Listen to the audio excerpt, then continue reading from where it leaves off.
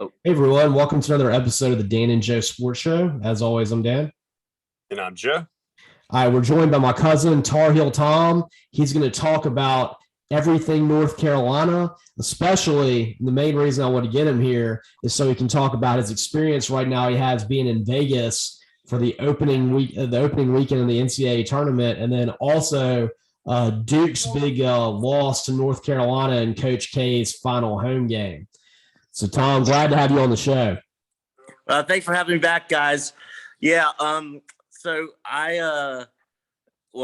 obviously, I love everything Carolina basketball. So, I can we talk about the Coach K losing his final game in Cameron real quick? That's the main thing I wanted you to talk about. Yeah, go ahead.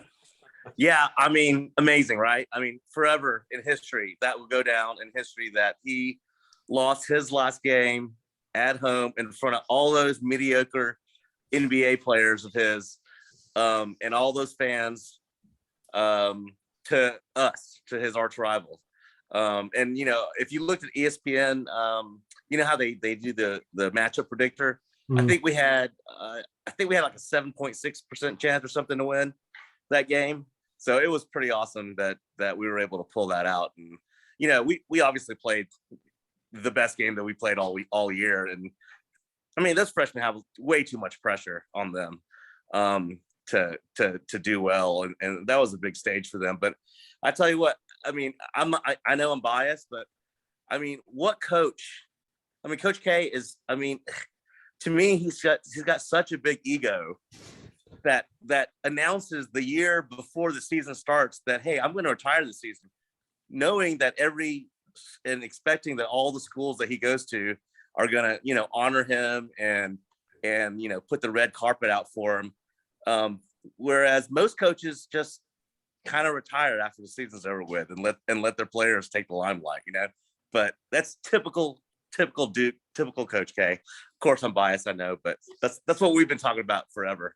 Well, let me ask you this, Tom. How did you like the montage at the end of that game with just all the Duke fans crying? I mean, I'm sure you had to love that. They're dressed up in like Super Mario outfits, crying. I didn't understand what that whole thing was. It seemed like there was like a kind of Super Mario thing they were all dressing up like, and they're crying, and it was just beautiful. It was just person after person crying. Yeah.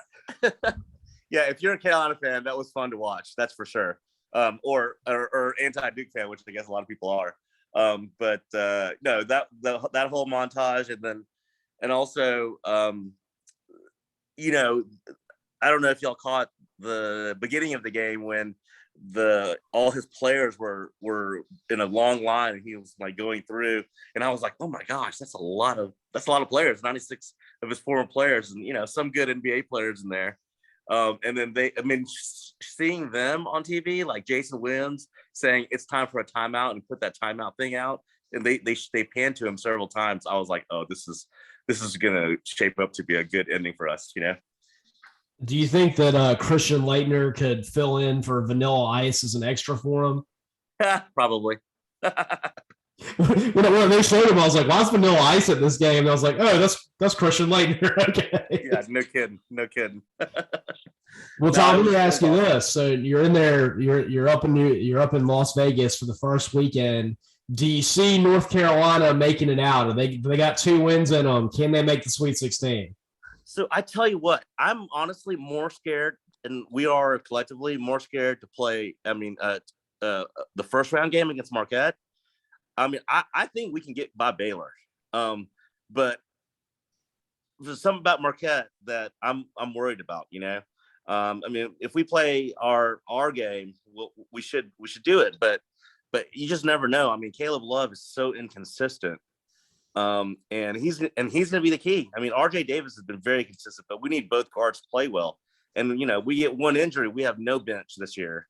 We're done, So the Marquette game, I think if we can get past that game, I would put actually I don't bet on Carolina ever, but if you're a betting person for that game, I'd put money on Carolina to at least cover the spread against Baylor, Yeah, I think that's a solid bet. I mean, I actually, in my bracket, I've got North Carolina beating Baylor because Baylor's got so many injuries right now. Exactly. Yeah.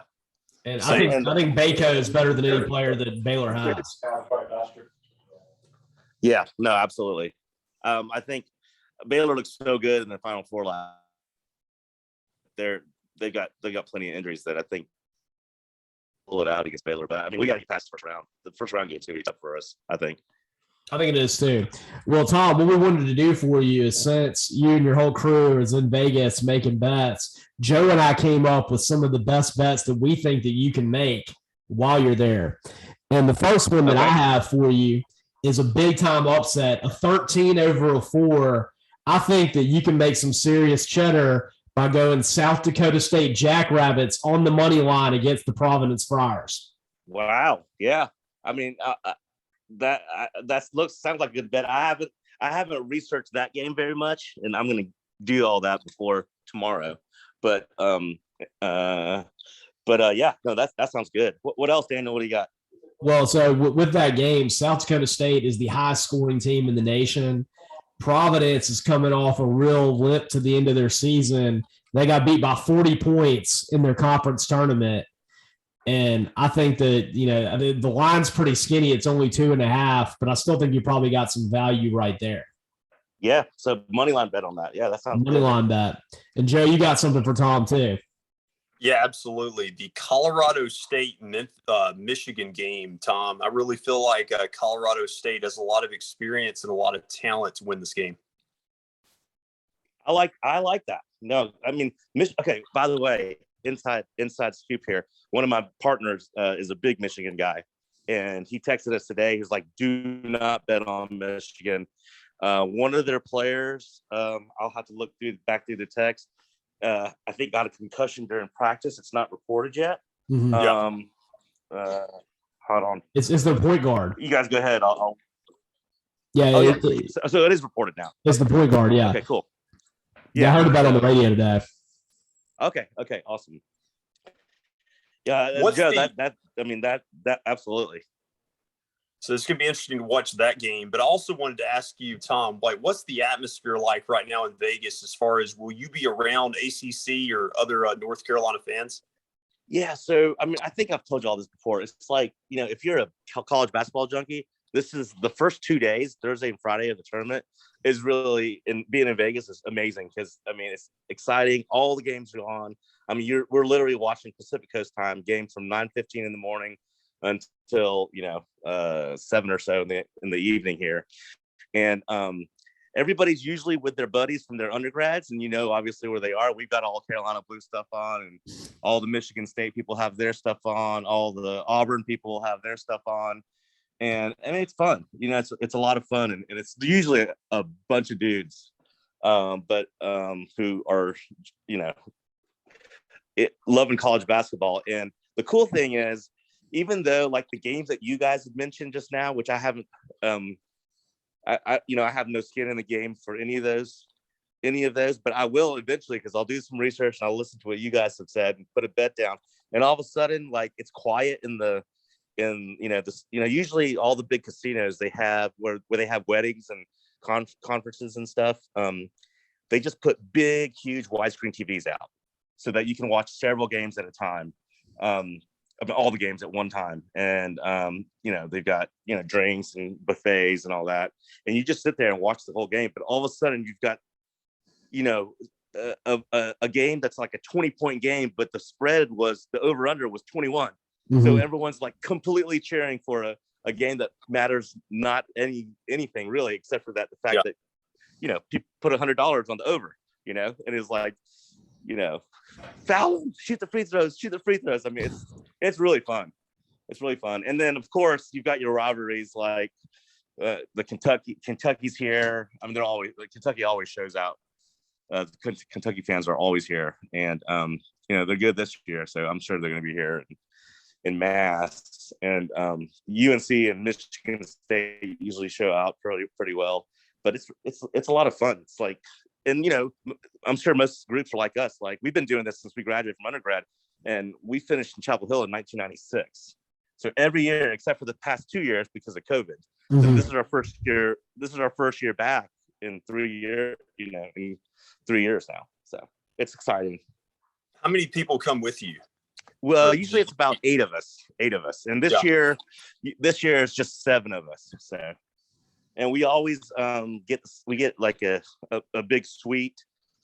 And so if it's like first come, first serve, if you get here first, you get a bed. If not, you might have to sleep on a mattress or something on the floor. But it's kind of like, I mean, we all can afford now our own hotel rooms, but it's no fun that way, Yeah, that's part of the experience right there. You're talking about exactly 25 years plus now.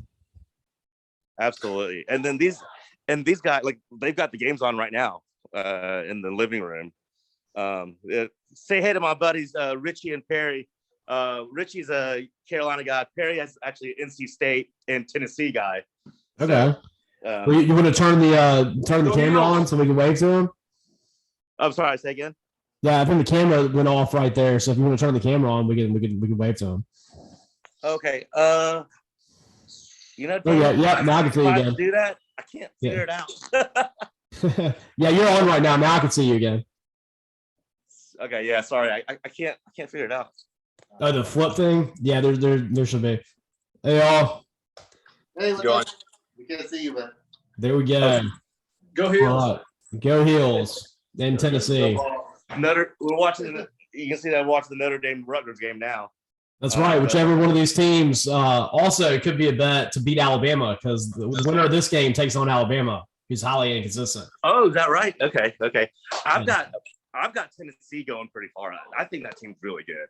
Yeah, I've got Tennessee in the Final Four. Yeah, and the other team that I because I've watched a lot of them, obviously, is Virginia Tech. They have the best guard play, I think, and I think they're going to go far. They're going to surprise the people. Virginia Tech is, I think. Yeah, they've got that really good 3-point shooter that I watched just eviscerate Duke the other night. Yeah, and I mean, they're so scrappy. They crushed us. And I knew it was going to happen because I was like, man, we can't keep up with these guards. They're so scrappy and smart. They got that big guy. I can't remember his name, Elma or something. Luma. That guy's good. But Virginia Tech, I'm gonna put a lot of money down on them, I think. That'd be a solid futures bet right there. I got Arkansas as a futures bet at 24-1 in Biloxi, and I think that's a pretty good one right there for odds wise. Yeah. Arkansas, Tennessee, Auburn. I don't know. I mean, I'm gonna cheer for Auburn, obviously. Love for him to go far, but that guard, what's his name? Wendell Green. Yeah, he's like Caleb Love on our team. It's very inconsistent, Well, and then he insists on taking shots at the end of the game, even though he always misses on. And I wish he'd give it to anybody else, to Walker Kessler or to Jabari Smith. We'd have a better chance of winning. Yeah, I agree. But I mean, you guys know this in NCAA tournament play. If your guards aren't playing well, you're not going to go very far. Yeah, that's going to be what makes or breaks Auburn. Well, all right, Tom. Well, the last thing I want to ask you is, now that you've seen Duke go down to North Carolina and to Virginia Tech, where does Coach K's final run end at? How far are the Duke duels going? Perry thinks they're gonna end in the second round. I think they'll go to Sweet 16 and lose that first Sweet 16 game. But we'll be cheering for them to lose every game. That's for sure. I got them going down to Texas Tech. I can't remember if that's Sweet 16 or Elite 8, but that's when I have them losing. I think I did too. So yeah, absolutely. I think that's a good pick for sure. All right, Tom. Well, enjoyed it. Y'all have a great trip, and good luck to the Heels and to your wallets. Okay, thanks, Joe. Thanks, Joe. Thanks, Dan, for having me. Thanks for being on. Enjoy it. Bye. All right. Thank you, Tom. And as always, I'm Dan. And I'm Joe.